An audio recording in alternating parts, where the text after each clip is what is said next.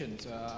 Just a few words about Mr. Lindner. He's from Security Labs, and he has a very extensive experience in security, over 10 years experience in the computer and telco in the industry, and he has presented a lot of security talks in well-known events at DEF CON and CANSEC West and Black Hat briefings. So without wasting any more time, let's give a warm welcome for Felix.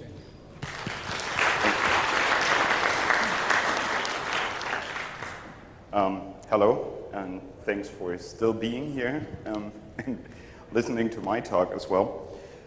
Before we actually start with the talk, I would like to point out that we had a little legal issue with the company name, so we actually had to rename the company, and I wanted to make sure everyone realizes that the same company is now called Security Labs. But anyway, so why am I giving this talk?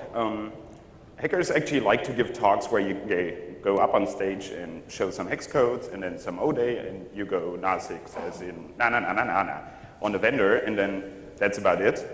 But this won't be one of those talks, because we actually have more important things to care about.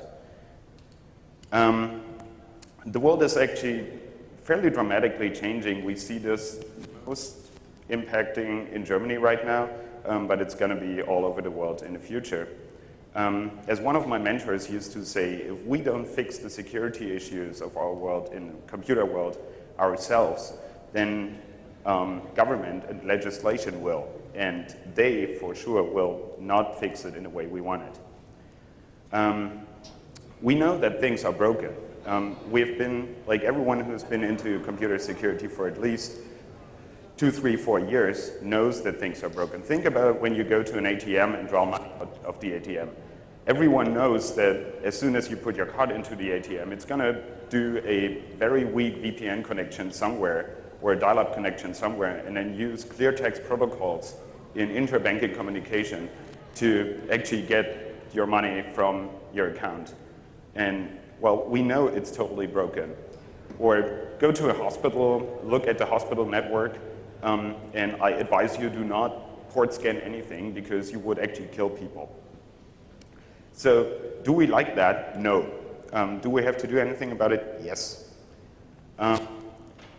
In fact, I'm having the opinion that security by itself is absolutely just a quality issue. Because to reduce the actual number of vulnerabilities, we actually have to just reduce the number of bugs. There is a clear connection between a vulnerability and a bug, because not every bug is a vulnerability, but every vulnerability is certainly a bug, either in the design or in the implementation. Now, if you take for a fact that the size of commercial software in average doubles every 18 months, and the defect density, that means the number of bugs that you have per lines of code, actually stayed the same over the last 20 years, you actually see that this is not going to be really, really good if we keep it the way it is right now.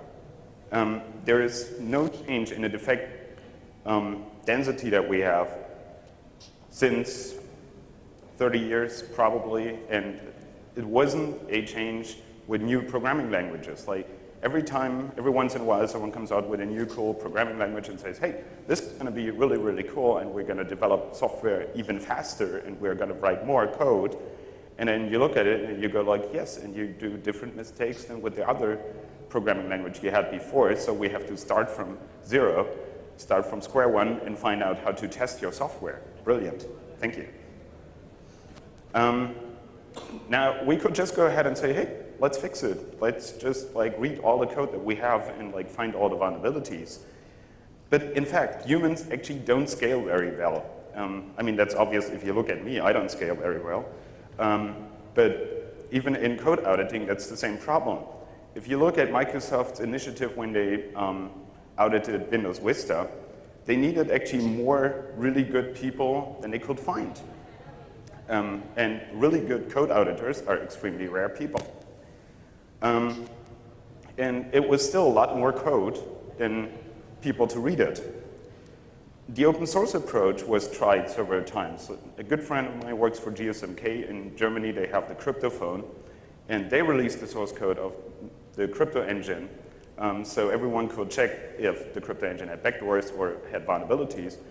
And we started looking at it, and we realized that like 2 people were sitting in front of a computer and looking at a single code construct for a week to find out if it had a vulnerability or not. It wasn't entirely clear what it was doing, and when we figured that out, we couldn't say, is it vulnerable or is it not vulnerable? No idea. It was like C code with lots of stars and pointers and plus, plus, minus, minus. So with the open source approach, experienced people are really rare, and the ones that are there are actually working in the industry anyway, and they have a private life, and so they actually don't have time to read the open source code. So given those 2 facts, how software scales and how badly humans scale, we cannot double people as fast as software doubles in size. Then we have automatic software testing, which in academia actually seems to be an evacuated science. Someone must have said in the 70s, all the testing people, stop do testing, let's go start a .com bubble and write software. And then nobody actually worked on software testing seriously. There are very, very few papers, there are very few really good books. In fact, I actually know only 3 books, and the ones that actually have all the important data in it and all the important methods in it are from the 70s. Today's testing finds maximum of 30% of the faults, but if you're seriously testing, you eat up 50 to 80% of the time and the development budget. So that doesn't seem to be really effective. And one has to consider that when you start fixing something, when you modify a line of code because there's what you think is a bug, you have a greater 50% chance that you actually cause a new fault that is more severe than the fault you were actually fixing. As I said, the research is from the 70s, and the methods that we have actually don't really scale either, because if you would go ahead and say, okay, I have 2 32-bit variables that get like added A plus B on a 32-bit machine, and you think, okay, let's do the brute force test and let's test everything, what happens with every possible value, it would potentially take you around 500 million years, give or take a few.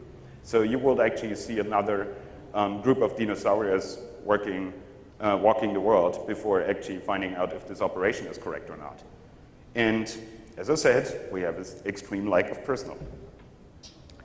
And then we have technologies, rising technologies, that we actually have absolutely no cool idea how to test.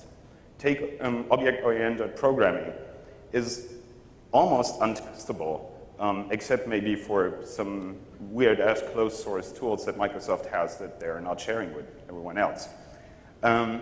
Unit testing is functionality testing. Unit testing is not going to give you any idea if you have a vulnerability or not. It's really rare that people actually include malformed data in their unit tests. If they do, they usually find that their units are actually breaking back and forth, but most don't.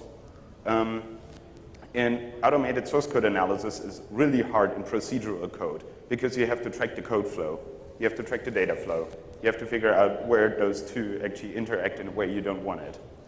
But now you have object-oriented programming, and you have an instance of some object that was inherited somewhere and in runtime instantiated and then gets like fed some data.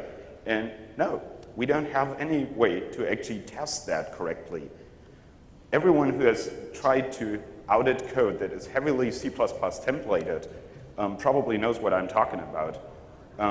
If you think of C++ templates, most people think that's a really, really simple way of like making your software a lot more flexible, and you create an object and it can be this or it can be that. But mind you, C++ templates are actually a programming language, a full-blown programming language for your C compiler or C++ compiler, which is executed at compile time. Now, you have another language in the programming language with which you actually influence how your compiler works. How do you test that?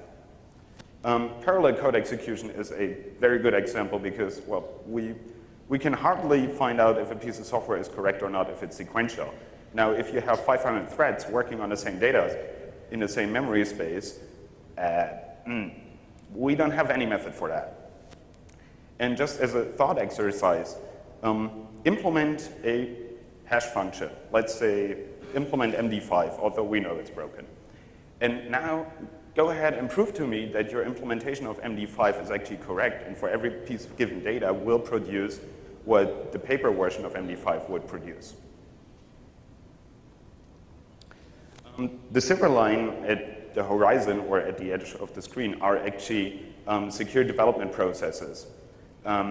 They have some visible positive impact. They actually make things happen, make code more secure by making code better, by organizing the process, how to write code and how to put code into your project, how to check the units, how to check the entire thing, how to do threat modeling, everything else.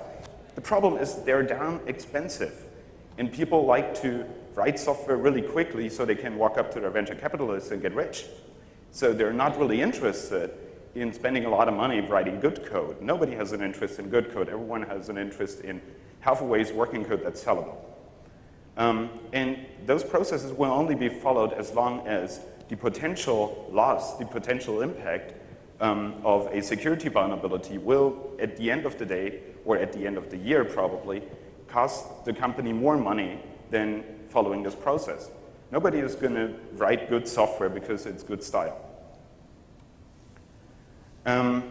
Switching gears a bit, a relationship between bugs and vulnerabilities exists. I said that in the beginning. And I would like to ask everyone in the room here who's a hacker or security professional to actually start care about the terminology and use it correctly, because I keep hearing from highly talented and experienced people using the wrong terms. There is a difference between a fault and an error, and a vulnerability and an exploit. And if you have if you found a buffer overflow in a piece of software, you didn't find an exploit. So the terminology has to stay correct, otherwise all the reporting mechanisms that we have, say Bugtrack, CVE, everything, don't work, and people have a really hard time figuring out if this is a vulnerability, an error, or someone who's just too stupid to actually read the entire code. Excuse me. So the fault is what academia calls the root cause, the real root cause of the fuck up. The error is actually an instance of the fault actually happening. So an error is actually when the fault kicks in and something goes wrong. A vulnerability is a fault type for which hackers actually know how to use it for something that gives them higher privileges or some type of advantage over how it was before. And so errors can become vulnerabilities. And an exploit is actually an instance of the vulnerability application implemented so you can actually use it on a daily basis to break into computers. So you have a classification that's actually happening in the circles. And so if someone finds an error, it doesn't mean it's no vulnerability where it is a vulnerability. Okay, if the error is a buffer overflow on the stack, it might actually be clear it's a vulnerability. But in most cases, if someone finds a weird misbehaving of an application, it depends on the someone if he has a classification for it or not. If he has a classification where it says, okay, I've seen this and I know that Joey hacker over there had a similar issue and he did this and that and then got a root shell. And that's a classification match.